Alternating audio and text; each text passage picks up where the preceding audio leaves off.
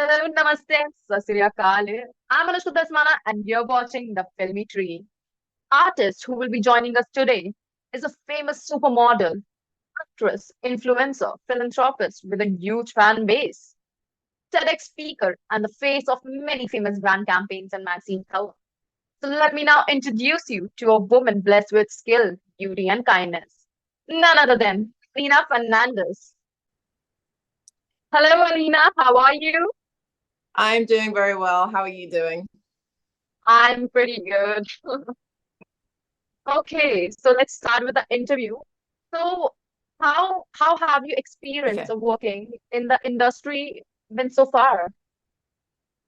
To be honest, I've been very fortunate because I've had the opportunity to work with so many amazing actors, and I've been able, in terms of acting, I've worked with the greats. In terms of modeling, I've still worked with the greats, but it's been a lot of hard work behind the scenes that people don't see.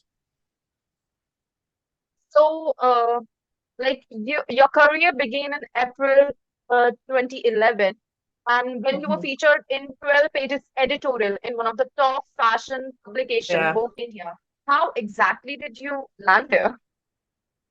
To be honest, I was working in America at the time, and obviously, like I'm half Indian, but I'd never been to India before. And I signed with an agency in India because they said that they had like so many opportunities for me. And even when we shot the Vogue editorial, we shot that 4 months before it actually came out. So for those 4 months, you're still nervous that, oh, what if they drop the editorial? What if they cancel it? But obviously they didn't. And then I went on to feature several more times in Vogue.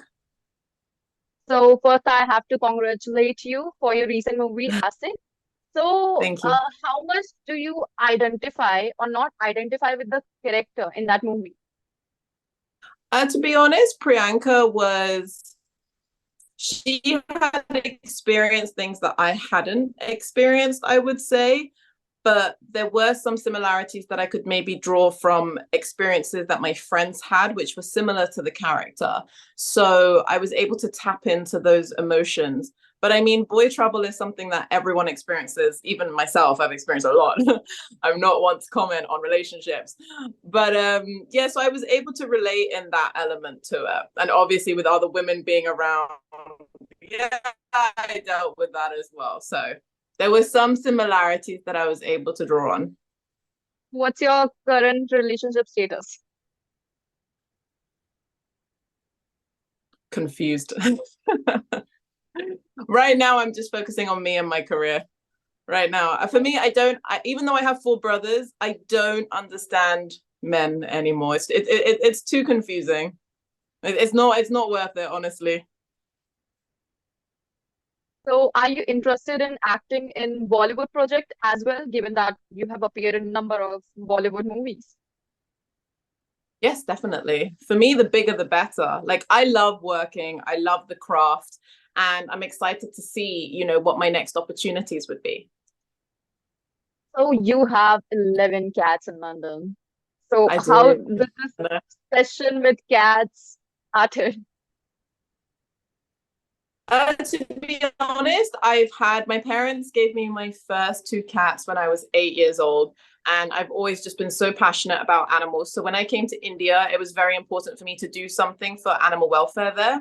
I also support this incredible foundation called Samavila Foundation, which helps disabled strays, and they do phenomenal work.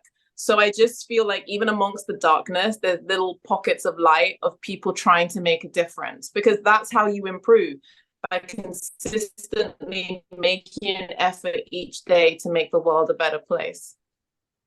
So, like, you have a charity in Mumbai, yeah? So, how did you Yeah, come up so with the so name? for me, How I did you? am change is it's because I believe that everyone can make a change to society. Even if it's a small bit, if you do that change consistently every day, it can't be just a one off. It has to be consistent.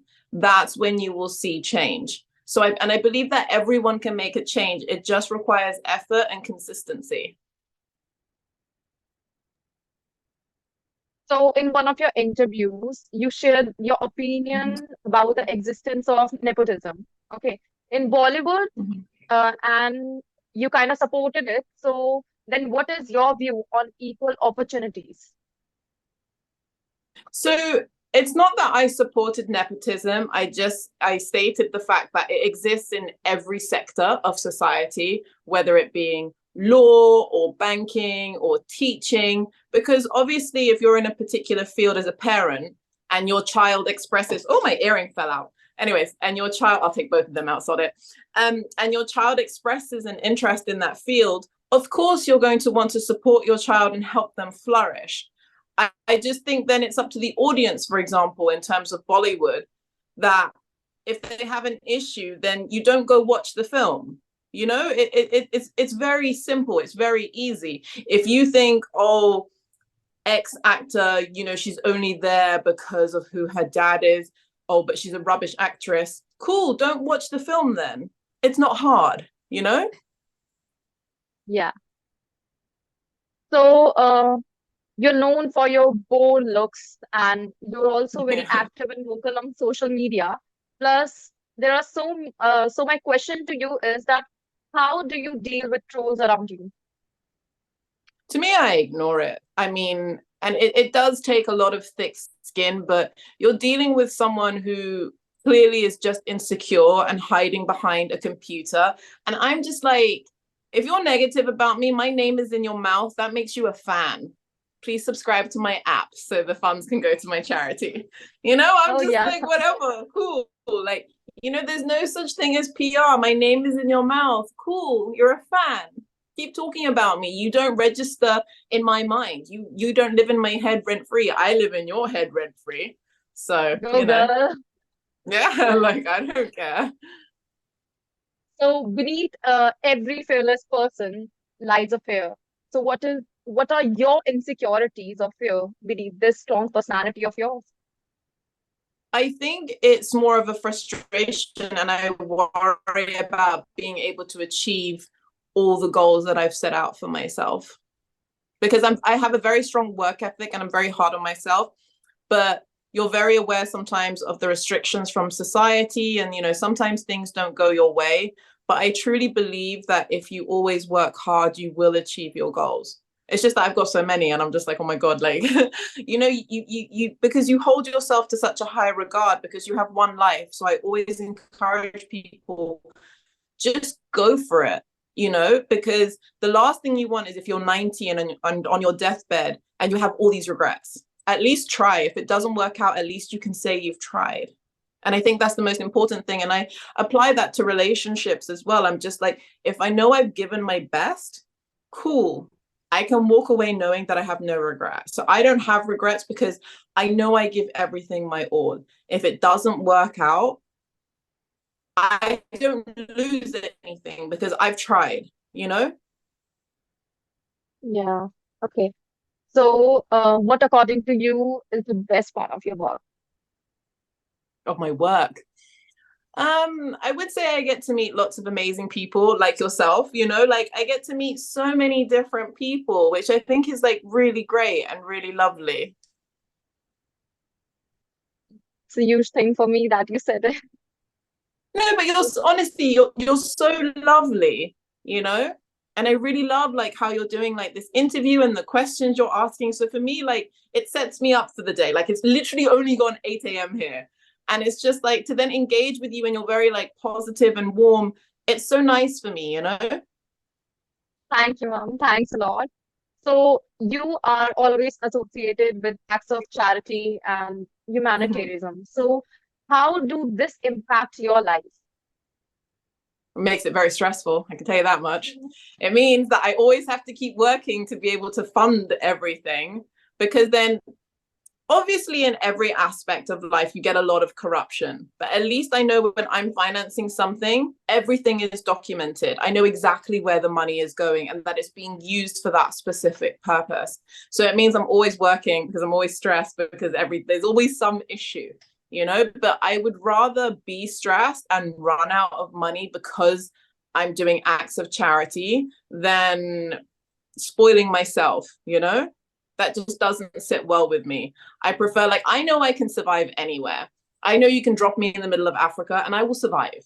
But I just think as a human being, it's very important to help your fellow human being or a defenseless animal. Otherwise, what's the point? Yeah. And every industry, including entertainment industry, is full of competition. What do Mm. you do to stand out this competition? For me, I think it's about I stay in my own lane. I don't compete with anyone because everyone has their own strengths and weaknesses. I'm focused. It's like, with horses when they're racing, they have blinkers on. I have my blinkers on. And I think that's why I've done so well because I'm authentic. I'm not in competition with XYZ. Like when we were doing the dubbing of Eight Villain Returns, I was asked, "Oh, do you want to see the other actors' scenes?" I was like, "No, like I don't care. I care on me delivering for my role and doing my best." Like I don't. I know there's a lot of jealousy amongst other female actresses, but I'm like, I don't care. I'm just here to work and do my job. I'm focused on my goals. I don't do competition. I'm in my own league. I don't care. Do whatever you want to do, good for you. But I'm doing my thing. So now there is a fan question. Uh, Yeah. yeah. So, like, how do you manage to change your voice? Like, you have a great accent, but Oh, I in know. Bollywood movies, I how know, how it changes? something. So people are always shocked when I speak. They're like, "Oh my God, your voice is so deep and husky." Whereas, like, say for example, in Kieran with the Q, it was super high pitched. I think it's because because you're so invested in that character. When they say action, you've become like, for example, Kieran with the Q. So she was very ditzy and high pitched and like that whole thing. So it just comes out. It's not something that I place much emphasis on. I think it's just you become that character and then subconsciously, I guess, my voice changes. Sometimes I don't even realize my voice is very deep, it's very like very posh and very husky. And then, for example, I was watching Eight Villain Returns and I was like, oh my God, my voice is so high pitched. But yeah, Like, now it, also, it I can't changes. believe that Yeah, I know. you can speak in Hindi. Yeah, I know. I know. Like, yeah, it just changes depending on the character, to be honest with you. So yeah. So first I thought that this all was dubbed, to be No, honest. no, no, no, no, no, no, no, no, no. That is just me and my accent. This how I'm speaking to you is my natural accent, which is why when So, people see me, like for example, even if I do videos, they're like, "But your voice sounds different." I'm like, "Yeah, it depends on the context." Like for example, when I spend too long in India, my accent becomes very Hinglish. Like I'll be like, "Ha, theek hai, main malum hai."